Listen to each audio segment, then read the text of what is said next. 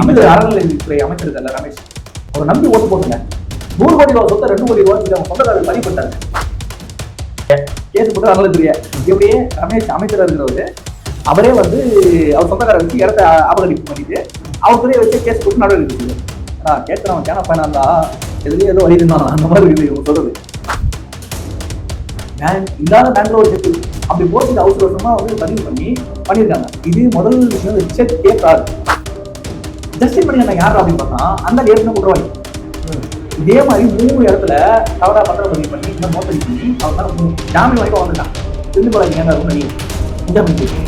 மதுரையில இதே மாதிரி ஒரு வழக்கு 2023 5 வருஷம் என்ன பண்ணுவீங்க? இந்த மாதிரி மதுரைக்கு நம்ம 9 வருஷம் பண்ண போறோம், இதை பண்ண போறோம், அதை பண்ண போறோம், நீங்க பாண்டி திருத்தணி போய் பார்த்துருந்தாரு இன்னும் வரலை அவரு பாபு யாரே பாபுதா அப்படின்னு தெரியல. அவரு என்ன பண்ணுறது. அனைவருக்கும் வணக்கம். நம்ம சேனலை சப்ஸ்கிரைப் பண்ணாதவங்க சப்ஸ்கிரைப் பண்ணிடுங்க. அண்ட் தென் கமெண்ட்ல ஹைப் செக்ஷன் இருக்கு, அதையும் கொஞ்சம் ஹைப் பண்ணி விடுங்க. இன்னைக்கு ரொம்ப முக்கியமான ஒரு டாபிக் வந்து பேச போறோம். வணக்கம் கார்த்திக். வணக்கம் நரேஷ். சொல்லுங்க கார்த்திக், என்ன டவுட்? ஒன்றும் இல்லை, பழனி நில விவகாரம் அதை பத்தி இன்னும் ரொம்ப இதுவா போயிட்டு இருக்காது. நம்ம அறநிலையத்துறை அமைச்சர் இருக்கல ரமேஷ், அவர் நம்பி ஓட்டு போட்டுங்க. 100 கோடி ரூபாய் சொத்தை 2 கோடி ரூபான்னு சொல்லி அவங்க சொந்தக்காரர்கள் பதிவு பண்ணிட்டாங்க அப்படின்னு ஒரு குற்றச்சாட்டு. சொன்னது யாரு? திமுக தான். கடையெல்லாம் யாரு கட்டுவா? திமுக தான் கட்டும். அப்படி கட்டி விட்டாங்க. அமைச்சர் ஒரே சாக்கு, இது என் சொந்தக்காரங்கிட்ட 2 கோடி தான். டேய், எங்க அம்மாவே வீட்டு வேலை செஞ்சாலும் இன்னமும் சாப்பிட்டு இருக்காங்க. என்கிட்ட எதிராக 2 கோடி, என்கிட்ட எதிராக சொந்தக்காரன். சரி, யாரும் அந்த சொந்தக்காரன்னா எவனுமே தெரியல. இவங்க என்னன்றாங்க, நல்லா கதை முன்னாடியே சொன்னல, கலைஞர் இருந்து கத்துக்கிட்டதுல இந்த கதை நல்லா கட்டுக்கிறாங்க. சரி, இந்த கதை எங்கடா ஆரம்பிக்குதுன்னு பார்த்தா, கோயிலுக்கு சொந்தமான நிலம் அது கிடையாது. இந்த 1.4 ஏக்கர் நிலம், 1 ஏக்கர் 40 சென்ட் அந்த இடம் கோவிலுக்கு அடிவாரத்தில் இருக்கு. அது ஒரு தனியாருக்கு சொந்தமான இடம். அதை கோயிலுடைய செலவுகளை பராமரிக்கிறது அந்த மாதிரி வந்து கோவிலுக்கு எழுதி வச்சுட்டாங்க. கோயில் செலவுல பார்த்துக்கலாம். இது யாரும் வந்து தனி நபர் சொந்தம் கொண்டாட முடியாது, விற்க முடியாது, அடமானம் வைக்க முடியாது, இதெல்லாம் வந்து பண்ண முடியாது. கோவிலுக்கு தேவையான விஷயங்களை பண்ணுறதுக்காக கோயிலுக்காக கொடுத்த நிலம். இது ஒரு ட்ரஸ்டி கொடுத்தாங்கன்னு வச்சுக்கோங்க.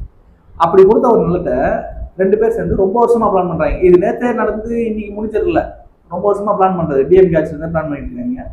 இதை வந்து எப்படியாவது ஆடியோ போடணும் அப்படின்னு சொல்லி பிளான் பண்ணிட்டே இருக்காங்க. என்ன ஆகுதுன்னா, ஒரு நாள் ஒரு ஃபைன் டே பத்திரப்பதிவு முடிஞ்சிச்சு. அந்த கோவில் அந்த 1.4 ஏக்கர் லேண்ட் வந்து ஒருத்தருக்கு வந்து வித்துட்டாங்க. பத்திரப்பதிவு ஆகிப்போச்சு. தெரிஞ்ச உடனே அறநிலையத்துறையில ஒரு அதிகாரி என்ன பண்றாரு, கேஸ் போட்டுறாரு. இது கோவிலுக்கு சொந்தமான இடம், இந்த இடத்த வந்து ஆக்கிரமிப்பு பண்ணி தனிநபருக்கு பட்டா போட்டு பத்திரம் பண்ணிருக்காங்க, இதை தடை பண்ணணும், அவங்க நடவடிக்கை எடுக்கணும், சட்ட நடவடிக்கை எடுக்கணும். போட்டார் கேஸ். போட்டது அறநிலையத்துறைய, கேஸ் போட்டது அறநிலையத்துறைய. எப்படியே ரமேஷ் அமைச்சராக இருக்கிறவரு அவரே வந்து அவர் சொந்தக்கார வச்சு இடத்த அபகரிப்பு பண்ணிட்டு அவர் துறையை வச்சு கேஸ் போட்டு நடவடிக்கை சொல்லுவார். ஏன்னா கேட்கிறவன் கேன பையனா இருந்தா எதுலயும் ஏதோ வழி இருந்தாங்க அந்த மாதிரி இருக்குது இவங்க சொல்றது.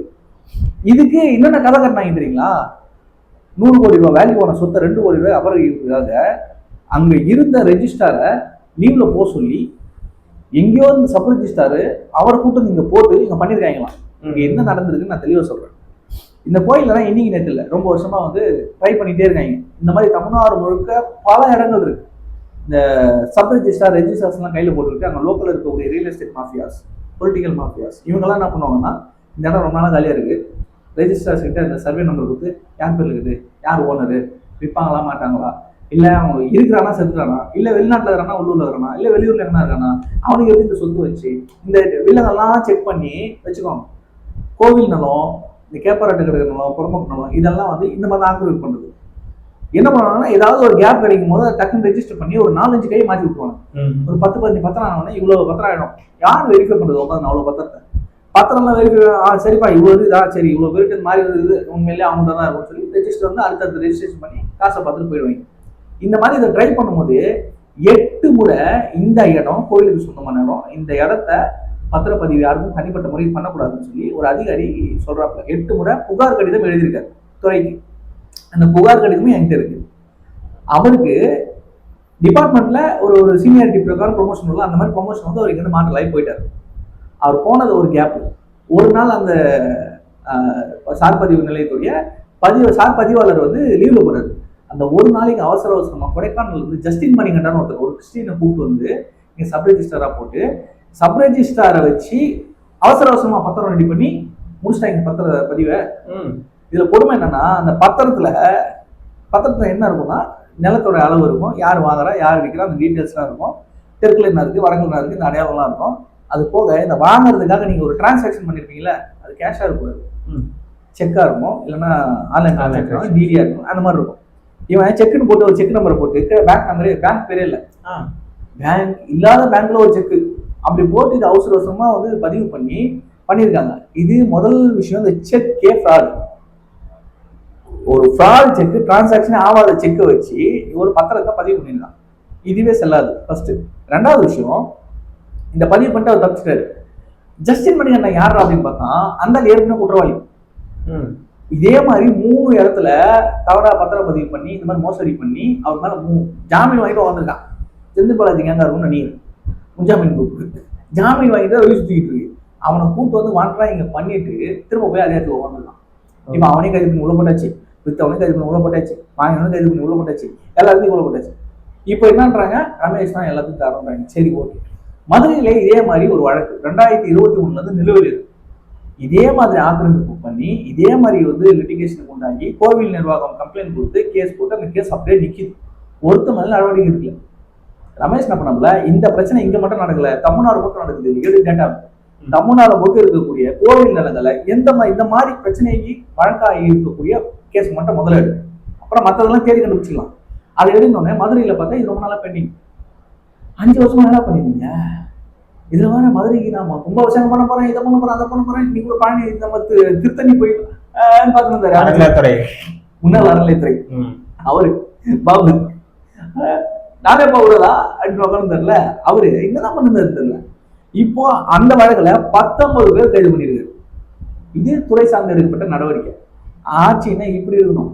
ஆனா மொத்த பழியும் தூக்கி, அதாவது பாதிக்கப்பட்டவங்களே பழி தூக்கி போடுற வேலையை திமுக ஆட்சியில் ரொம்ப செஞ்சுது. இப்ப செய்யலான்னு பாக்குது. இது தாவேக ஆட்சி, இங்க நடக்காது. அதனால இந்த நில மோசடி, உங்க அமைச்சர் வந்து மோசடி பண்ணிட்டாரு, இதுக்கப்புறம் எவனோ தூக்கி வந்தான்னு வச்சுங்களேன், இது போய் ஒரு மூணு மேல அடி. அதான் சொல்றேன். ஏன்னா எப்படி ஒருத்தன் திருடிட்டு அவன் அவனே கம்ப்ளைண்ட் கொடுத்துவானா? புரியல. சரி பண்ணிட்டான், இதெல்லாம் நடந்துருச்சு, நடவடிக்கை எடுத்தாச்சு. தப்பு இவர் பண்ணியிருந்தா அவர் மேல சட்ட நடவடிக்கை இருக்கும். ஆமா, ஏன்னா இது இன்னும் கவர்மெண்ட் கையில இல்ல, கோர்ட்ல இருக்கு. கோர்ட்ல எதுவும் நிற்காது. நீ எவிடன்ஸ் அங்க கொடுக்கணும். உங்க மேல இருந்தா உங்க மேல திரும்பும். இப்ப என்னன்னா இதுல திமுககாரன் அதிமுககாரன் எவன் இருக்கான்னு நோண்டிட்டு இருக்காங்க. சிக்கனா சதைச்சிருவாங்க, இன்னொரு போட வேண்டியதான். அப்புறம் இந்த மாதிரி நிறைய மோசடிகள் நடந்திருக்கு தமிழ்நாடு முழுக்க. மிகப்பெரிய ஒரு கோயில் சொத்துக்கள் இவங்களால வந்து சூறையாடப்பட்டது. அது எல்லாத்தையும் மீட்டெடுப்பேன் அப்படின்னு சூழலிக்கிறாரு நம்ம அமைச்சர், மாண்புமிகு அமைச்சர் ரமேஷ் அவர்களுக்கு இந்த காணொலி மூலமாக வாழ்த்துக்களையும் நன்றிகளையும் தெரிவிச்சுக்கணும். ஏற்கனவே நம்ம பார்த்தோம், டாஸ்மாக் துறை மிகப்பெரிய ஒரு துறை, ரொம்பவுமே வந்து வருமானம் வரக்கூடிய இருந்தாலும் அது வந்து சிக்கலான ஒரு துறைன்னு வச்சுக்கோங்க. ஏன்னா நிறைய இடங்கள்ல இந்த கேஷ் டிரான்சாக்ஷன் அது இதெல்லாம் ஓடுற இடங்கள்ல எப்பவுமே பிரச்சனை தான். அதை வந்து ஒரு விக்னேஷ் மாதிரி ஒரு ஆள்கிட்ட கொடுத்து அவர் வந்து ரொம்ப சிறப்பாக ஹேண்டில் பண்றாரு. அதே போல இந்த அறநிலையத்துறை ஒரு மிகப்பெரிய ஒரு துறை. அதை வந்து ரமேஷோட டைரக்டா சொன்னா, இந்த சின்ன பசங்க என்ன பண்ணுவாங்கன்னு நினைச்சீங்கன்னா, அத மாதிரி நீங்க உள்ள போட்டு விளையாடுறாங்க. எல்லா டிபார்ட்மெண்ட் சின்ன சின்ன விஷயங்களும் நோட் பண்றாரு. ஒரு பிரசாதம், ஒரு டாய்லெட் ஃபெசிலிட்டி, உள்ள வந்து கேமராஸ் யூஸ் பண்ணக்கூடாதுன்னா கூடாது. இன்னைக்கு கூட பேட்டி கொடுத்துருந்தாரு. ப்ரெஸ்ஸுக்கு அவர் ரெக்வஸ்ட் கொடுத்துருக்காரு, செலிபிரிட்டிஸ் வராங்கன்னா நீங்க பாட்டு கேமரா தூக்கிட்டு உள்ள போயிருவீங்க, நீங்க உள்ள போய் தயவு செஞ்சு எடுக்காதீங்க, நான் ரிக்வஸ்டா வச்சுக்கிறேன், வெளியே வந்தவொடனே பேட்டி எடுத்துக்கேன், நீங்க வீடியோஸ் எடுத்துங்க, உள்ள போய் எடுக்காதீங்க, கோவிலுடைய அமைதியை குலைக்காதீங்க அப்படின்னு சொல்லி. அது விஐபிஸ் வந்தாலே ஒரு மாதிரி கச்ச கச்ச கச்சன்னு ஆயிடும். எல்லா கோயிலுமே அது ஒரு பிரச்சனை. அது அவங்களுக்குமே தர்ம சங்கடம். நிம்மதியா சாமி கும்பிடலான்னு வந்தேன், இங்கே என்ன சாவடிக்கிறீங்களான்னு தான் அவங்களுக்கு தோணும். வெளியே சிரிச்சுட்டே இருப்பாங்க, அது ஒன்றும் பண்ண முடியாது. ஸோ அந்த மாதிரி ரொம்ப மெச்சூர்டாக ஹேண்டில் பண்ணுறாங்க. இது கண்டிப்பாக வந்து திமுக வந்து வைத்திய சொல்லலாம். டன் கணக்கில் ஈனோ வாங்கி வச்சுக்கிறாங்க. ஈனோ சாப்பிட்டேங்கிறாங்க, டிஃபனுக்கு லஞ்சுக்கு வயிற்றுச்சலுக்கு குறையில. நம்ம தான் அதை வாங்கிக்குவோம், ஜெலுசல் வாங்கிக்குவோம். லாரி டேங்கர் லாரியில் தான் ஊற்றி அனுப்பணும் ஜெலுசல். அந்த மாதிரி வாங்கி நிலமை. சரி, ஒரு துறையாக இந்த மாதிரி வந்து நம்ம டீட்டெயிலாக எடுத்து பேசுவோம். இந்த கதையை பற்றின உங்களுடைய கருத்துக்களை கமெண்ட்ல சொல்லுங்கள். நன்றி. நான் வேலூர் என்டிஆர். நன்றி.